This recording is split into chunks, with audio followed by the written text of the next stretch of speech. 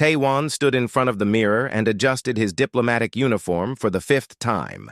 His hands were shaking, which annoyed him. He had flown combat missions against pirates. He had negotiated trade deals worth billions. But today was different. Today he would meet the Valen Queen, and the fate of humanity rested on his words. Behind him, his best friend Hyun-soo leaned against the wall with crossed arms. "You look fine. Stop fussing." "Easy for you to say," Taewon replied. "You get to carry a gun. I only get words." Hyun-soo walked over and placed a hand on his shoulder. "Your words have always been your best weapon. That's why they chose you." Taewon nodded, but the weight in his chest didn't lift. 3 months ago, a human colony ship called the Morning Star had been destroyed near Valen Space. 2,000 people died instantly. The Valen claimed it was an accident, that the ship had triggered their automated defense systems. Humanity demanded answers. The Valen Empire, with its 500 warships and technology centuries ahead of Earth's, had finally agreed to meet. If Taewon failed today, war would come, and humanity would lose. The transport shuttle arrived exactly on time.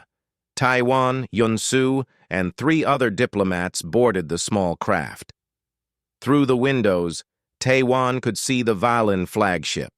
It was massive, easily 10 times larger than Earth's biggest warship. The hull was black and smooth, with strange blue lights pulsing along its surface like veins. It looked alive. "Remember," said Da-un, the team's xenobiologist, "the Valen value logic above emotion. Don't show anger or fear. Stay calm." "I know," Taewon said quietly. He had studied everything available about the Valen. They were an old race, perhaps 10,000 years ahead of humanity. They had conquered dozens of star systems, not through war, but through superior technology and cold negotiation. They didn't hate other species. They simply saw them as less evolved. The shuttle docked with a hiss of air pressure. The door opened, revealing a long corridor bathed in blue light. 2 Valen guards stood waiting. They were tall, at least 7 feet, covered in biomechanical armor that seemed to grow from their bodies. Their faces were hidden behind smooth helmets that reflected everything like dark mirrors. They said nothing, only gestured for the humans to follow. Taewon's heart pounded as they walked through the ship. Everything was so clean, so perfect. There were no rough edges, no signs of wear. It was as if the ship had been grown rather than built. The corridors were silent except for the soft hum of alien machinery. Finally, they reached a massive chamber. The ceiling stretched high above, and the walls curved like the inside of a shell. At the far end, on a throne made of some kind of glowing crystal, sat the queen. Even from a distance, Taewon could feel her presence. She was taller than the guards, and her armor was more elaborate, covered in patterns that seemed to move and shift. But like all the Valen they had seen, her face was completely hidden behind a helmet. This one was different, though, made of polished black material that looked like volcanic glass. It reflected the room like a dark mirror, showing Taewon his own nervous face. Around the queen stood dozens of Valen advisors and guards. One stepped forward, a slender figure whose armor was decorated with silver symbols. "I am Ji-woo, chief advisor to Queen Rina," the Valen said. The voice came through a translator device, sounding strangely musical but emotionless. "You may present your case." Taewon stepped forward. His mouth was dry, but he forced himself to speak clearly. "Your Majesty, I come representing the Terran Alliance. We seek answers about the destruction of the Morning Star and justice for the 2,000 lives lost." The queen didn't move. She sat perfectly still on her throne, and Taewon couldn't tell if she was even looking at him. The silence stretched on, broken only by the soft breathing of the other humans behind him. Finally, the queen spoke. Her voice was different from Ji-woo's, deeper and resonant, like music played on instruments Taewon had never heard.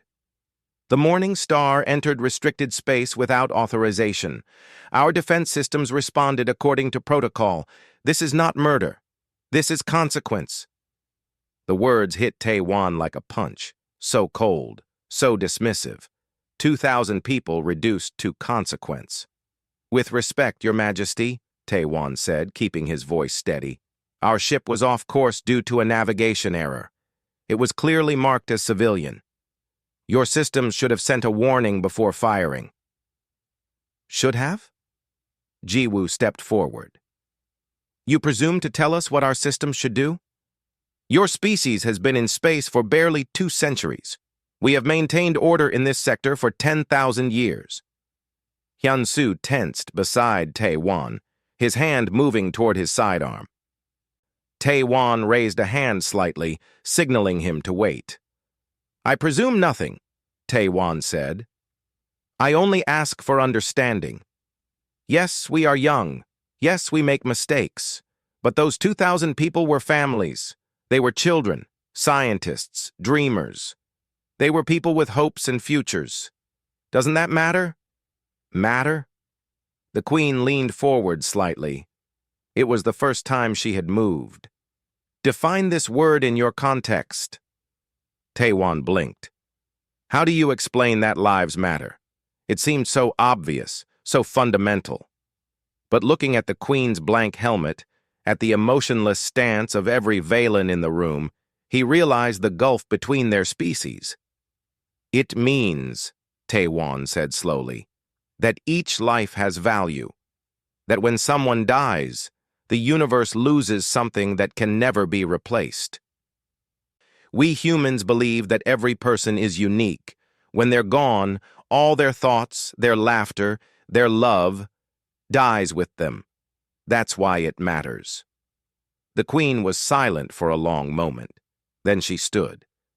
She was even taller than Taewon had thought, towering over him. She walked down from her throne with smooth, measured steps. The other Valen parted like water as she approached. She stopped a few feet from Taewon. This close, he could see his own reflection in her dark helmet, pale and small. He could also see strange symbols etched into the helmet's surface, glowing faintly. You speak of uniqueness, the Queen said. Yet your species wages wars against itself. You destroy your own planet. You create weapons designed only to kill. Where is the value in that? Taewon met his own eyes in her helmet's reflection. This was it. This was the moment that mattered. You're right, he said. We're flawed. We fight. We make terrible mistakes. But we also love. We create art and music. We sacrifice ourselves for strangers. We keep hoping even when hope seems foolish. That's what makes us human. We're beautifully, tragically imperfect. And we survive because we refuse to give up, even against impossible odds. He took a breath. Like right now. I'm standing in front of a civilization that could wipe out Earth with a thought. But I'm here anyway, fighting for my people with nothing but words, because that's what humans do. We fight for each other. Always. The Queen stood completely still. The room was silent. Taewon could hear his own heartbeat pounding in his ears. Finally, the Queen turned away. You will remain on this ship, she said. I require time to consider your words. Jiwoo will provide quarters. She walked back to her throne and sat down. The audience was over. As the Valen guards escorted them out, Hyun-soo whispered, Did we just win or lose? Taewon watched the Queen's dark helmet over his shoulder. I honestly don't know. 3 weeks had passed since that first meeting. Taewon had expected to be sent back to the station within days, but instead, the Queen had requested daily meetings. Every afternoon, he was escorted to a different chamber on the vast ship. Sometimes Jiwoo was present. Sometimes guards lined the walls, but always the Queen sat across from him, her face hidden behind that dark helmet, asking questions. She wanted to know everything about humanity. She asked about Earth's history, about wars and peace treaties, about art and philosophy.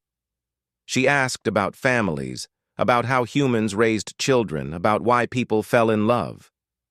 The questions were asked in that same musical, emotionless voice, but Taiwan sensed something beneath the surface. Curiosity, perhaps, or something deeper. Today's meeting was different. The Queen had requested to see him alone in her private observation chamber. Hyun-soo had protested, but Taiwan insisted. If there was any chance for peace, he had to take it. The observation chamber was breathtaking. One entire wall was transparent, showing the vastness of space beyond. Earth hung in the distance, a blue marble against black velvet. Taiwan had seen his home planet from space before, but never like this. Never so small and fragile. The Queen stood by the window, her back to him. She didn't turn when he entered. "Your planet is beautiful," she said. Taiwan walked to stand beside her, though he kept a respectful distance. "Thank you, Your Majesty." "Why do humans fight so hard for it?" The Queen turned to face him. In the dim light of the observation chamber, her helmet seemed to absorb all light, making her face an absolute void. "You have the technology to travel between stars now. You could colonize dozens of worlds, yet you cling to that single planet as if nothing else matters." Taiwan looked at Earth, thinking about his answer. "Because it's home," he said finally. "It's where we came from. Every human, no matter how far they travel, carries Earth in their heart. It's not just a planet. It's where our ancestors lived and died. It's where our stories began. You can't replace that." "Sentiment," the Queen said. "The Valen abandoned our homeworld 5,000 years ago. It was logical. The star was dying. We moved on." "Did you miss it?" Taiwan asked. The Queen was silent for a long moment. "I don't understand the question." "Miss it. Feel sad about leaving. Wonder what it would be like to see it again." "No," the Queen said. But something in her voice made Taiwan wonder if that was entirely true. He decided to take a risk. "Your Majesty, can I ask you something personal?" "You may ask." "Why do you wear the helmet?" "I've noticed all Valen wear them, but yours is different, more elaborate." The Queen turned back to the window. "It is tradition. The helmet represents logic over emotion. The face shows feelings through expressions. By covering the face, we remind ourselves and others that we are ruled by reason, not passion." "But you used to show your faces," Taiwan said. Diyun had briefed him on this. Ancient Valen art showed beings with faces uncovered, expressions of joy and sorrow clearly visible. "What changed?" "We evolved," the Queen said. 10,000 years ago, my people were like yours, emotional, chaotic. We fought wars over pride and jealousy. Billions died because of feelings, so we changed ourselves. We removed the genes that caused strong emotions. We built a society based on pure logic. It saved us." "Saved you from what?" "From ourselves." The Queen's hands moved slightly, the first nervous gesture Taiwan had ever seen from her. "From the madness of feeling." Taiwan felt a wave of sadness wash over him, a whole civilization that had cut out part of what made them alive, just to avoid pain. "But you lost something too, didn't you?" The Queen didn't answer immediately. When she spoke again, her voice was quieter. "I have ruled for 300 years. I have made decisions that affected billions. I have never doubted my choices because I was taught that doubt is weakness. But since meeting you, since learning about humanity," she paused, "I have begun to question everything." Taiwan's heart started beating faster. "What do you mean?" "Your people are flawed, violent, inefficient. By every logical measure, you should have destroyed yourselves centuries ago." The Queen turned to face him fully. "Yet you survive. More than survive. You create beauty. You sacrifice for one another. You feel so deeply that you would risk extinction rather than give up what makes you human." There is something in that which our logic cannot explain. She took a step closer. Tae-wan found himself unable to move. I have been watching you these past weeks, the Queen continued. The way your face changes when you speak about your home, the way your voice becomes passionate when you defend your people, the way you smile at your friend Hyun-soo when he makes jokes. These are things we eliminated from ourselves. We thought them weakness, but watching you, I wonder if we were wrong. Your Majesty, my name is Rena, she said. When we are alone, use it. Rena, Tae-wan said, testing the name.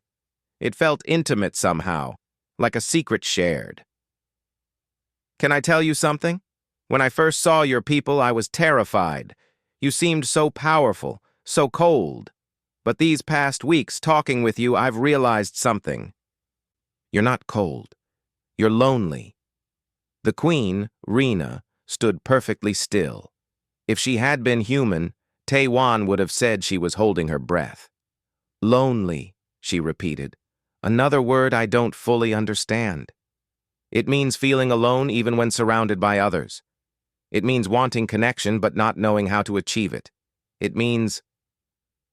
Tae-wan struggled to find the right words. It means having no one who truly knows you. Rena raised her hands to her helmet. Tae-wan's breath caught.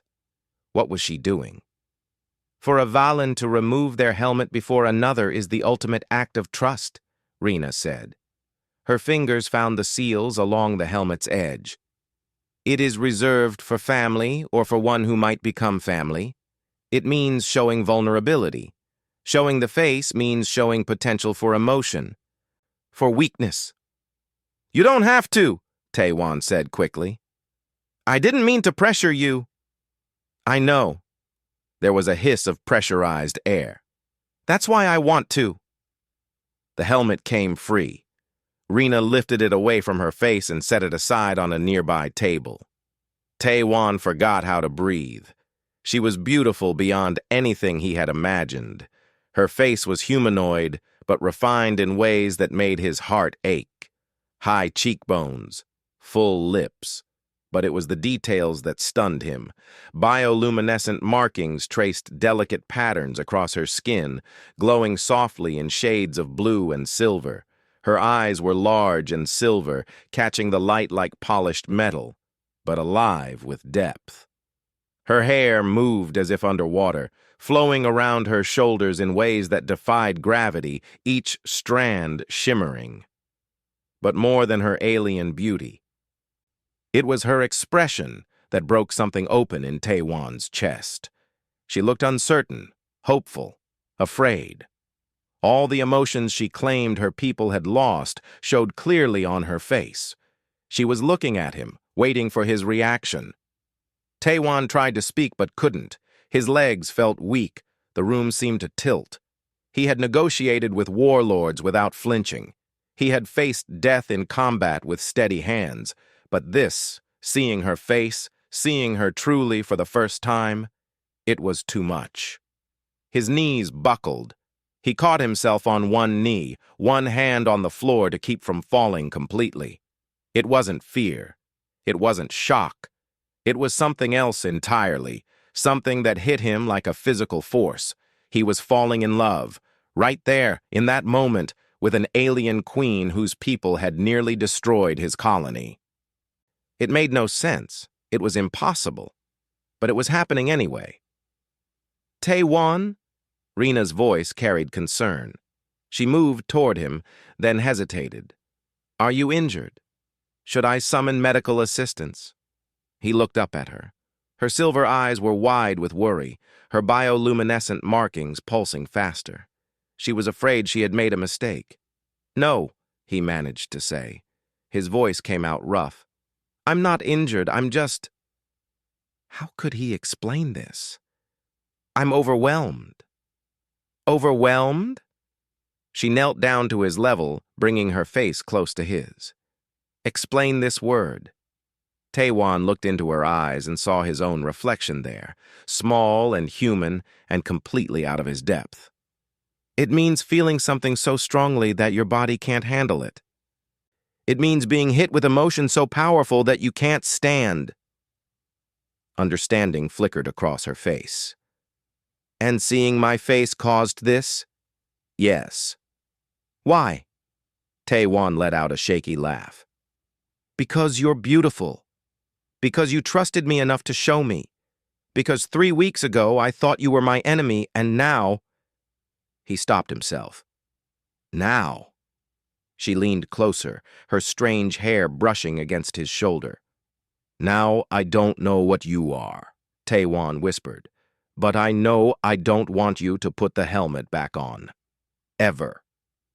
The news spread through both civilizations like wildfire. Queen Rena had removed her helmet in front of a human. Within hours, every news network in the Terran Alliance was discussing what it meant. Within days, the Valen Empire was in chaos. Tae-Wan sat in his assigned quarters on the Valen flagship, watching the reports on his datapad. Human politicians argued about whether his actions were brilliant diplomacy or dangerous fraternization. Some called him a hero, others called him a traitor. None of them understood what had really happened. Hyun-Soo paced the small room like a caged animal. They want to recall you. The admirals sent 3 messages already. They think you're compromised. I am compromised, Tae-Wan said quietly. His friend stopped pacing. What? I can't stop thinking about her, Hyun-Soo. Every moment. When she looks at me, when she asks questions about humanity, when she tries to understand emotions she's never felt before. I'm supposed to be negotiating peace, but instead I'm... He couldn't finish the sentence. Falling for her, Hyun-Soo said. He sat down heavily. By all the stars, Tae-Wan. A queen? An alien queen whose people killed 2,000 humans? I know it's insane. Insane doesn't begin to cover it. Hyun-Soo rubbed his face. But I've seen the way you look at her in the recordings, and the way she looks at you. Even I can see it, and I don't know anything about Valen emotions. A chime sounded at the door. Tae-Wan's heart jumped. Come in. It wasn't Rena. It was Ji-Woo, the Queen's advisor. The Valen's helmet was firmly in place, and his body language radiated disapproval. The human delegation has been granted permission to leave, Ji-Woo said coldly. Your transport departs in 2 hours. What about the negotiations? Tae-Wan asked. Suspended. The Queen is dealing with internal matters. Internal matters? Tae-Wan stood up. What's happening? Ji-Woo was silent for a moment. Then, surprisingly, he answered. The court is demanding her abdication. By removing her helmet before a human, she has violated sacred tradition. Many believe she has been corrupted by your influence. The words hit Tae-Wan like a punch. Where is she? I need to see her. Impossible. She is in seclusion, receiving counsel from the High Chamber. I don't care about your High Chamber, Tae-Wan said, his voice rising. Take me to her, now. You forget yourself, human. You have no authority here. Then arrest me, execute me, do whatever you want. But I'm not leaving without seeing her. Ji-Woo tilted his head, studying Tae-Wan. You care for her. Yes. Why? She is not human. You have known her for less than a month. This makes no logical sense. Love doesn't make sense, Tae-Wan said. That's the whole point. Ji-Woo was quiet for a long time. Finally, he said, Follow me. But if you are discovered, I will claim you forced your way past security. They moved through the ship's corridors quickly. Ji-Woo led them through maintenance passages that the guards didn't patrol. Hyun-Soo followed, his hand on his weapon, watching for trouble. They reached a heavily guarded door. Ji-Woo gestured for them to wait, then approached the guards. Tae-Wan couldn't hear what was said, but after a moment the guard stepped aside. 5 minutes, Ji-Woo said. That's all I can give you. The room beyond was dark except for soft blue lighting. Rena sat on a bench near a window, still without her helmet. Her bioluminescent markings were dim, pulsing slowly. She looked tired. "Tae-won," she said, standing quickly. "You shouldn't be here. I heard what's happening. I had to see you." She turned away from him, looking out at the stars. "They want me to put the helmet back on, to declare that I was temporarily affected by human pheromones or psychological manipulation, to say that I made an error in judgment." "What do you want?" "I don't know anymore." Her voice was soft. "For 300 years, I knew exactly what to do. Every decision was clear. Now nothing is clear. You've shown me what my people lost, and I can't unsee it." Tae-won moved to stand beside her. "What did we lose?" "Everything that makes life worth living." Rena finally looked at him. In the dim light, her silver eyes seemed to glow. "Do you know what happens when you remove emotion from a species? You don't just eliminate pain and anger, you eliminate joy, wonder, love. We became efficient, perfect machines. We conquered the galaxy and achieved everything we set out to do, but we forgot why any of it mattered." She reached out hesitantly, then touched Tae-won's face. Her hand was warm, and he felt a slight tingle where her skin met his. "When I removed my helmet, something happened," she said. "At first I thought it was just the shock of exposing myself after so long. But it wasn't. Being near you, seeing your emotions, hearing you speak with such passion, it triggered something in me. The genetic modifications my people made aren't permanent. They can break down, and mine are breaking down." "Is that dangerous?" Tae-won asked, concerned. "I don't know. Maybe. But Tae-won, for the first time in my life, I'm feeling things. Real things. When you collapsed after seeing my face, I felt worried. When you said I was beautiful, I felt happy. And now, knowing I might lose you, I feel—" She struggled with the word. "Afraid." Tae-won took her hand. "You're not going to lose me? They might force me to return to the old ways, put the helmet back on, take treatments to suppress these new feelings. I would forget all of this. I would forget what it feels like to care about someone." "Then don't go back," Tae-won said. "Come with me. Come to Earth." Rena laughed, but it was sad. "I'm the queen of the Valen Empire. I can't just leave." "Why not? What's more important, a title or being able to feel?" "It's not that simple. If I abandon my people, there will be civil war. The conservative faction will seize power. They'll see humanity as a threat that corrupted their queen. Any chance for peace will be lost." Tae-won's mind raced. "Then we fight for both. We show your people that emotions aren't weakness. We prove that you're stronger now, not weaker." "How?" "I don't know yet, but we'll figure it out together." He squeezed her hand. "That's another thing about humans. We don't give up, even when the situation seems impossible." Rena moved closer until they were almost touching. "Teach me," she whispered. "Teach me how to feel, how to be something other than a cold ruler." "You're already learning," Tae-won said. "Every time we talk, every question you ask, you're becoming more alive." "I want to know what love feels like," Rena said. "True love, not just genetic programming for reproduction. You humans talk about it as if it's the most important thing in the universe. Is it?" Tae-won looked into her silver eyes. "Sometimes, when it's real." "Is this real?" She touched his chest, right over his heart. "What you feel for me?" His heart was pounding so hard he was sure she could feel it. "Yes." "How do you know?" "Because when I saw your face, I couldn't breathe. Because I think about you every moment. Because the idea of you forgetting me makes me feel like I'm drowning. Because I would fight your entire empire if it meant you got to keep feeling." Rena's markings began to glow brighter. "My heart is beating faster. My temperature has increased. There's a sensation in my chest like pressure. Is this normal?" "Very normal," Tae-won said with a small smile. "That's what falling in love feels like. It's uncomfortable and wonderful. How is that possible? Because the best things in life are complicated. Rena leaned forward until her forehead rested against his. I don't want to lose this. I don't want to lose you. Then don't. Fight for this. Fight for the right to feel. I don't know how to fight like a human does. I only know logic and strategy. Then I'll teach you that too. The door slid open. Jiwoo stood there, his posture tense. Guards are coming. The high chamber knows the human is here. You must leave now. Taewon didn't move. Come with me, Rena, right now. We'll figure out the rest later.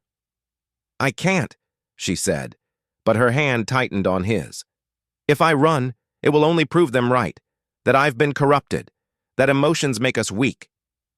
Your Majesty, Jiwoo urged, decide, now. Rena pulled back from Taewon. For a moment he saw the queen return, the ruler who commanded fleets.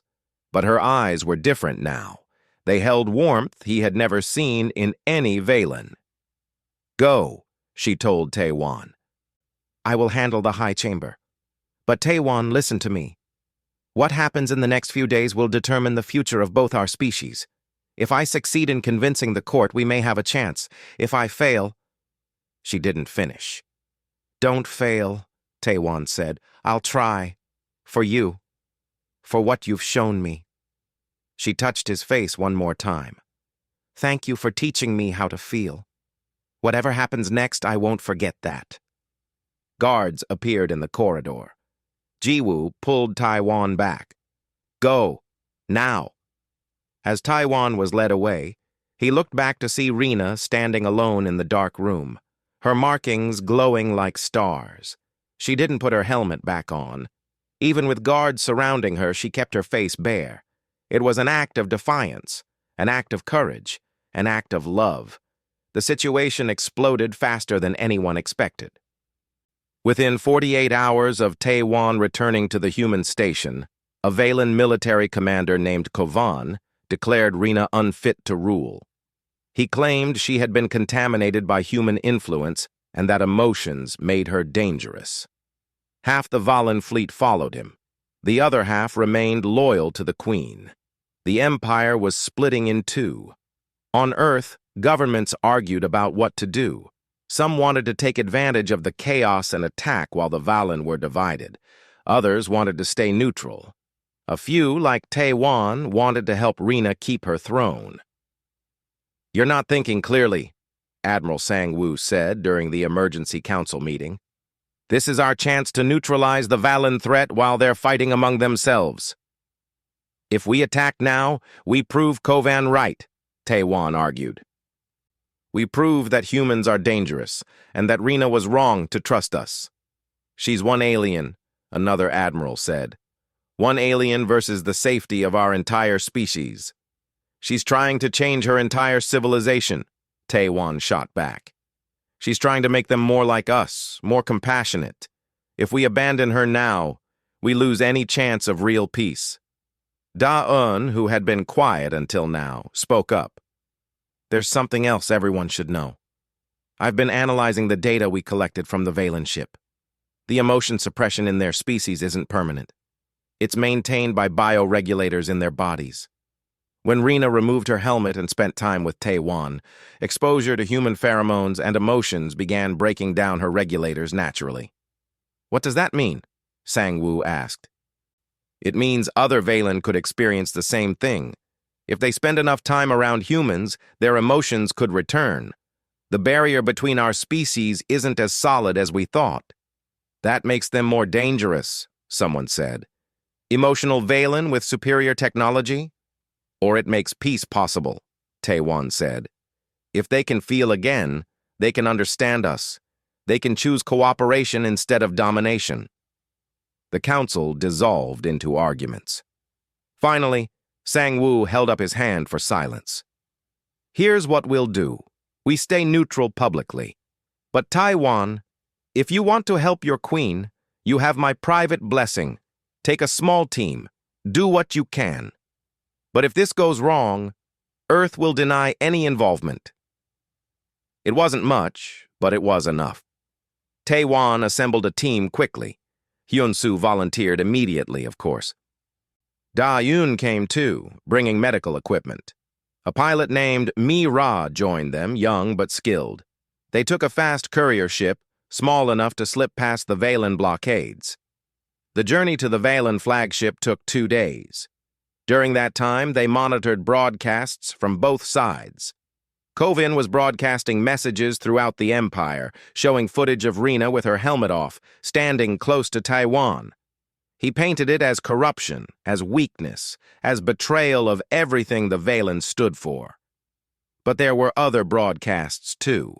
Younger Valen, especially those who served on ships that traded with other species, were questioning the old ways. Some were even removing their own helmets, curious about what they might feel. It was a movement, small, but growing. "She started something," Mi-ra said, watching the broadcasts.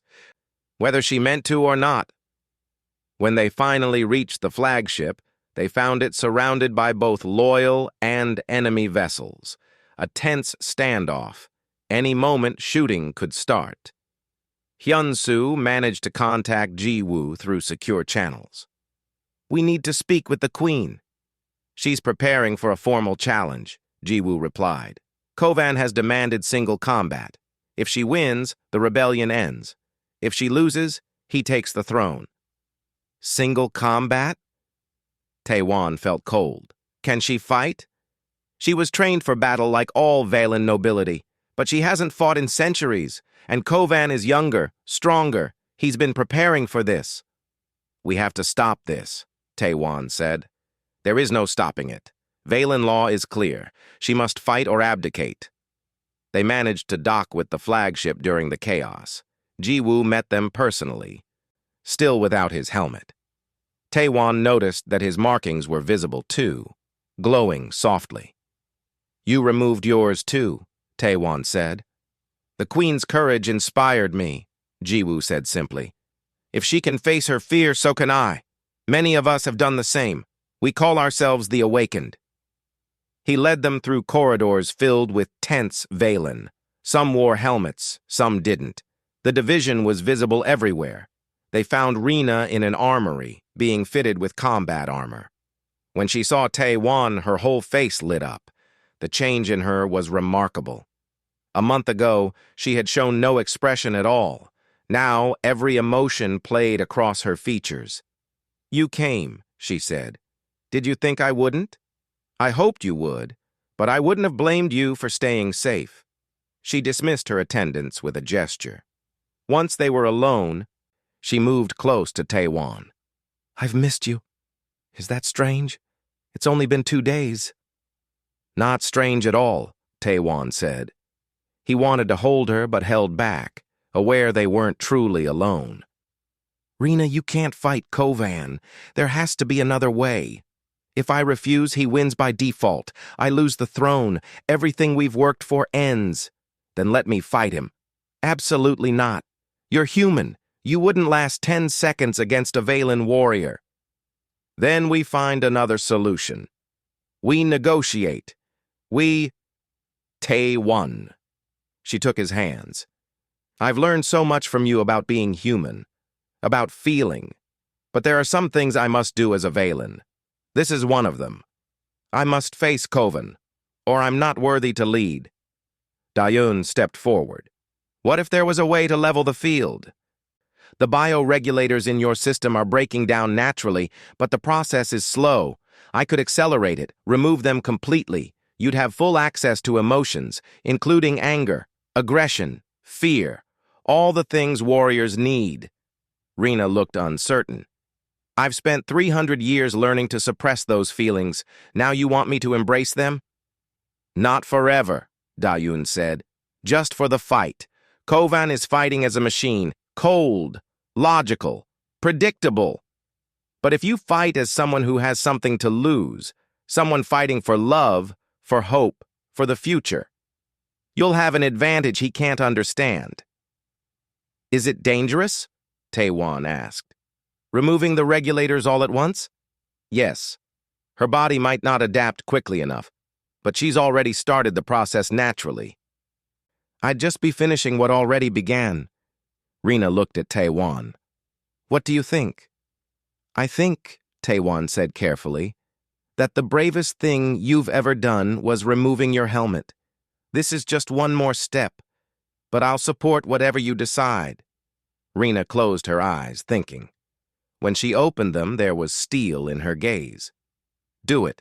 Remove the regulators. I'll fight Kovan as a being who can truly feel. Let's see if emotions really are weakness. The procedure took an hour. Da-un worked carefully, using a device to target and disable the bioregulators throughout Rena's system. Taewon held her hand the whole time. He could feel her grip tightening as each regulator shut down. What are you feeling? He asked. Everything, she gasped. Joy, terror, anger, love. It's overwhelming. How do humans live like this all the time? We get used to it. We learn to ride the waves instead of fighting them. When it was done, Rena stood up. She looked different. Her markings were blazing bright, pulsing rapidly. Her eyes were wild but focused. She looked alive in a way she never had before. I feel like I could fight an army, she said. You only have to fight one person, Taewon reminded her. But be careful. Kovan has centuries of combat experience. So do I. I've just forgotten what it feels like to actually care about winning. She touched his face. If I lose, promise me something. Don't talk like that. Promise me you'll keep fighting for this, for the awakened, for the idea that our species can change. I promise, but you're not going to lose. She smiled. It was fierce and beautiful. You're right. I'm not. Because I have something Kovan will never understand. I have a reason to win that's stronger than logic. What's that? She kissed him, quick and hard. You. The combat arena was a massive chamber with thousands of Valen watching from elevated platforms. Kovan stood at one end, armored and ready. His helmet was firmly in place. He looked like a machine built for war. Rena entered from the opposite side. She wore lighter armor and carried a plasma blade. Her face was bare, her markings glowing, her hair flowing around her. She looked like a star given form. The chamber fell silent. You should have stayed hidden, Kovan called out. Now everyone will see how weakness dies. Rena raised her blade. You're wrong. Today everyone sees how the old ways die. The future begins here. The combat began. The fight was brutal. Kovan moved with mechanical precision, every strike calculated, every defense perfect. He was exactly what the Valen had trained their warriors to be for 10,000 years. Efficient, deadly, emotionless. But Rena was different. She moved with passion, with fury, with purpose. When Kovan struck, she didn't just block, she countered with aggressive combinations that forced him back. When he tried to use superior strength, she used speed and unpredictability. She fought like someone who had everything to lose and wasn't afraid to feel that fear. Taewon watched from the observation platform, his hands gripping the railing so hard his knuckles turned white. Beside him, Hyun-soo muttered prayers to gods neither of them believed in. Daeun monitored Rena's vital signs through a medical scanner, calling out warnings when her heart rate spiked too high. She's feeling everything, Daeun said with wonder. Pain, anger, determination. Her body isn't used to this, but she's channeling it into the fight. In the arena, Kovan landed a heavy blow that sent Rena sliding across the floor. She rolled to her feet, breathing hard. Blue blood dripped from a cut on her shoulder. Her markings flickered. You see? Kovan called out to the watching crowd. This is what emotions bring. Weakness, pain, failure. Rena wiped blood from her mouth. Then she smiled. It was a human expression, learned from weeks of watching Taewon. You're right. It hurts. But you know what? I don't care. Because feeling this pain means I'm alive. Really alive. Something you haven't been for centuries. She charged forward with renewed fury. This time, When their blades met, Rena didn't try to match Kovan's strength. She redirected it, used his own force against him, spun inside his guard and struck at his joints. Kovan stumbled, surprised. Rena pressed her advantage, her attacks coming faster, wilder, more creative than any logical fighting program could predict. "How are you doing this?" Kovan demanded, frustrated. "Because I'm not fighting to prove I'm right," Rena said between strikes. "I'm fighting for someone I love. That's a power you can't calculate." The tide turned. Kovan's perfect precision couldn't adapt to Rena's emotional unpredictability. Every time he thought he had her pattern figured out, she changed it. She fought with the chaotic creativity of someone who had rediscovered what it meant to truly want something. Finally, Rena saw her opening. She feinted high, dropped low, and swept Kovan's legs. He crashed to the ground. Before he could rise, she had her blade at his throat. The arena exploded with noise. Some Valen cheered. Others stood in shocked silence. The awakened, those who had removed their helmets, chanted Rena's name.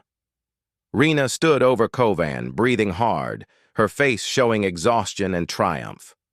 "Yield," she commanded. "Never," Kovan spat. "Kill me. Prove that emotions make you monstrous." Rena looked up at the crowd, then at Tae-Wan. He gave her a small nod. She understood. "No," Rena said, lowering her blade. "That's the old way, killing those who oppose you. Today starts a new way. You can live, Kovan. You can even keep your beliefs.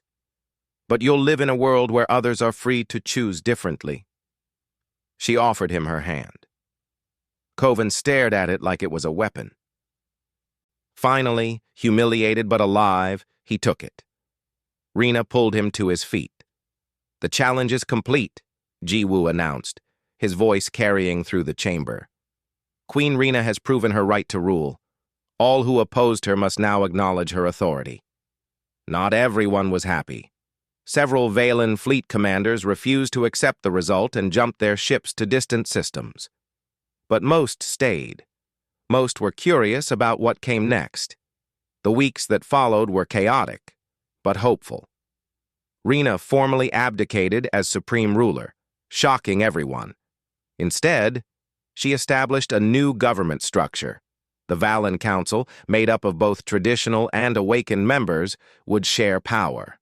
Rena would serve as first speaker, but no longer as absolute monarch. "Power that cannot be questioned becomes tyranny," she explained during her announcement. "I learned that from a human."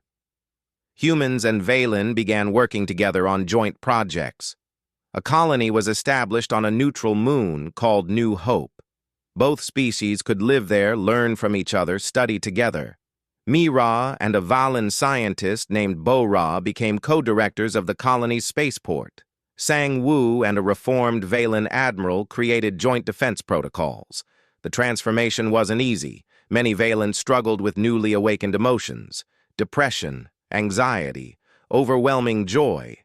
Dawoon and human psychologists worked with Valen medical staff to help people adjust.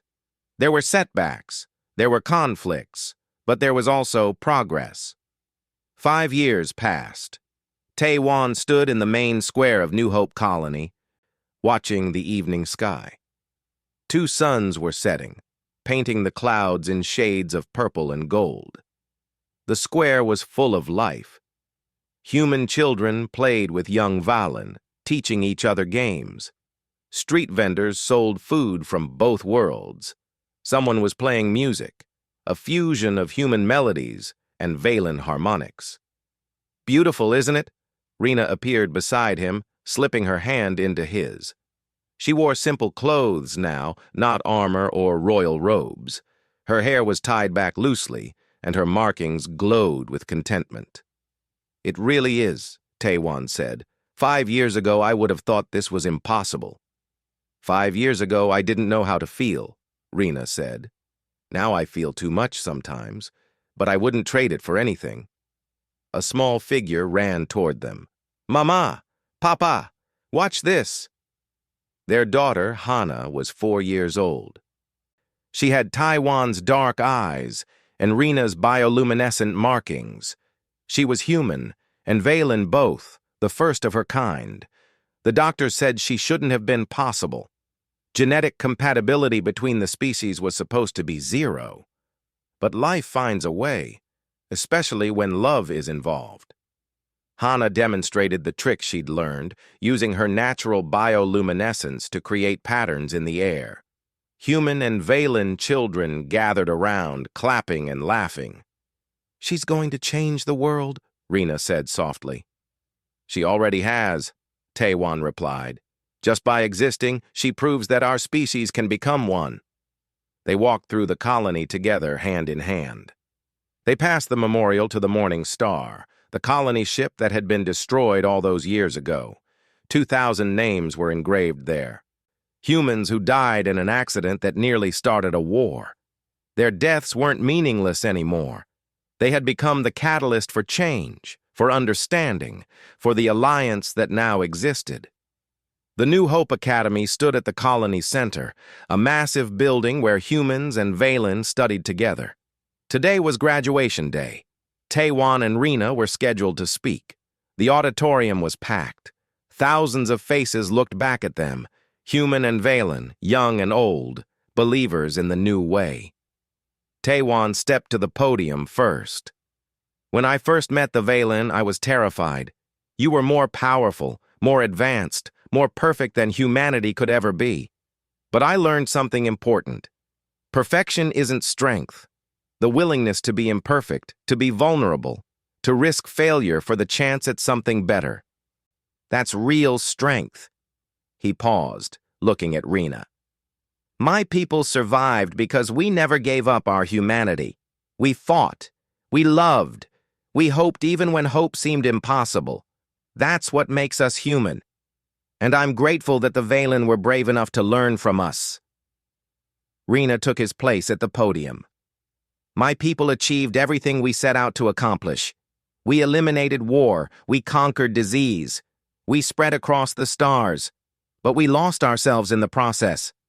We became so afraid of weakness that we forgot what makes life worth living." She touched her face, where her markings glowed bright. "Taiwan taught me something. He showed me that falling, whether in love or in collapse, isn't weakness. It's the courage to feel. When I removed my helmet for the first time, an empire fell. But from that collapse, something new was born. Something neither of our species could have built alone." She looked out at the crowd. "Today, you graduate from this academy. You've learned human history and Valen science. You've studied human art and Valen logic. You are the first generation raised to see no difference between our species. You are the future, and that future is brighter than anything we old ones could have imagined." The crowd erupted in applause. Taiwan and Rena stepped down from the stage together. As they walked through the crowd, Valen and humans both reached out to touch them, to thank them, to show respect. Outside, the twin suns had fully set. The stars were coming out, thousands of them, each one a possibility. Somewhere out there, other species existed. Other civilizations. Some might be hostile, some might be friendly. But now, humanity and the Valen would face them together. Hana ran up to them, holding hands with her best friend, a young Valen boy named Tai Jin. "Are we going home now?" she asked. "Yes, sweetheart," Rena said, picking her up. "We're going home." Home was a small house on the edge of the colony, with a garden where human and Valen plants grew side by side. It wasn't grand. It wasn't a palace or a flagship, but it was theirs. That night, after Hana was asleep, Taiwan and Rena sat on their porch, watching the stars. Rena rested her head on his shoulder. "Do you ever regret it?" Taiwan asked. "Giving up your empire, your power?" "Never," Rena said immediately. "I was a queen, but I wasn't alive. Now I'm just Rena, a mother, a wife, a teacher, and I'm truly alive for the first time in 300 years. "I love you," Taiwan said. "I know I say it all the time, but I do." "I love you too," Rena replied. The words still sounded slightly awkward in her mouth, even after 5 years. Valen language hadn't had a word for love until recently. They'd had to borrow the human word. I still remember the day I removed my helmet. The way you collapsed. I thought you were injured. Taewon laughed. I was. Just not physically. You destroyed me with a single look. Best injury I ever had. Humans are strange, Rena said, smiling. But I wouldn't have it any other way. They sat in comfortable silence, two beings from different worlds who had found each other across the vastness of space. Around them, the colony slept. Humans and Valen living together, dreaming together, building a future together. When the alien queen had removed her helmet, she had started a revolution. Not with weapons or warfare, but with the simple act of showing her face, of being vulnerable, of choosing to feel. And from that single moment of courage, an entire civilization had been reborn. The stars shone above them, witnessing the beginning of something unprecedented in galactic history. Two species, once on the brink of war, now united by something stronger than any fleet or weapon. They were united by love, and that made them unstoppable.